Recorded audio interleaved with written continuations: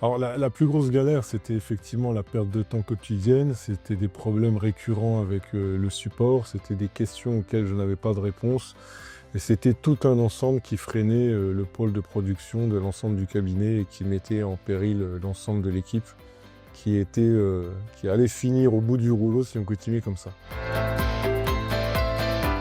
Dans tous les cas, j'étais dans la conduite du changement, hein, qui pour moi devenait obligatoire si on voulait évoluer, sachant que notre métier effectivement était en pleine évolution. J'ai eu des petites recommandations, j'ai testé l'outil et puis après test, on va dire que les tests ont été concluants et MyUnisoft est devenu l'outil aujourd'hui du cabinet. Plusieurs éléments. Le premier fait waouh, ça a été effectivement l'outil, le logiciel, tout l'aspect full web, une connexion hyper simple, une rapidité, une fluidité au niveau du passage de différents écrans ou autres. Ensuite, il y a effectivement pour nous qui était devenu presque incroyable, c'était le lettrage automatique auquel on n'avait jamais vu ça ailleurs. Et puis tout l'ensemble de la chaîne de production jusque de l'élément de saisie d'une facture jusqu'à l'alias avec tout un tas de paramètres qui se fait en automatique.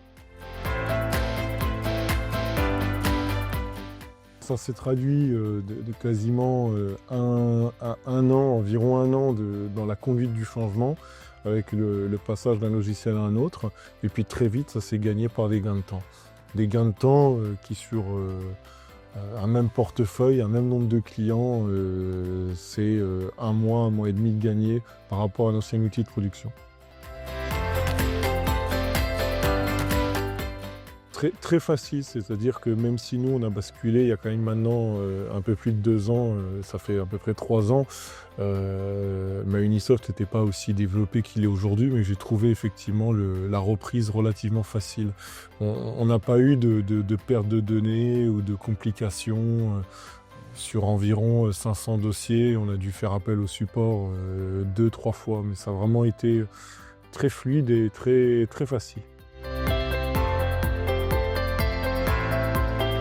Les deux aspects. Le premier aspect, c'est qu'il a été consacré aux clients, c'est-à-dire que ça nous permet aujourd'hui de passer beaucoup plus de temps dans l'accompagnement, beaucoup plus de temps avec les clients, beaucoup plus de production et d'outils de conseil qu'on peut effectivement générer, qu'on n'avait pas forcément le temps d'avoir avant.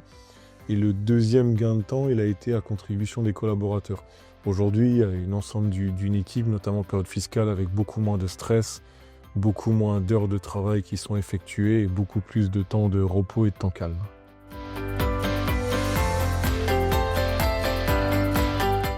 Ce que j'ai vu ce matin, c'est effectivement ce qu'on attendait de MyUnisoft, c'est-à-dire que l'outil qui se développe encore plus vite et qui aille encore plus loin.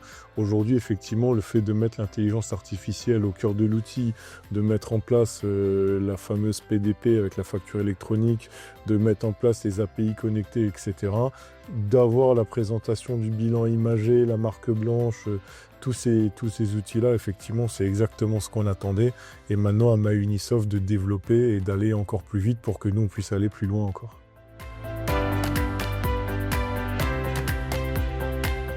Je dirais à l'ensemble des consoeurs et des confrères qu'effectivement, s'ils veulent solutionner leur avenir numérique et effectivement avancer et être porteurs d'une profession innovante, c'est le moment ou jamais.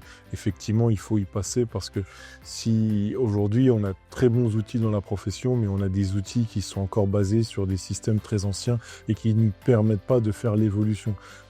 Je pense aussi qu'un outil comme MyUnisoft, c'est un outil de fidélisation des collaborateurs. Aujourd'hui, les nouveaux jeunes qui arrivent dans la profession, tu ne peux pas les faire travailler sur des outils anciens. Et voilà, quand aujourd'hui on a des outils en full web, tu peux te connecter à n'importe quel endroit du monde. Enfin, c'est quand même la révolution.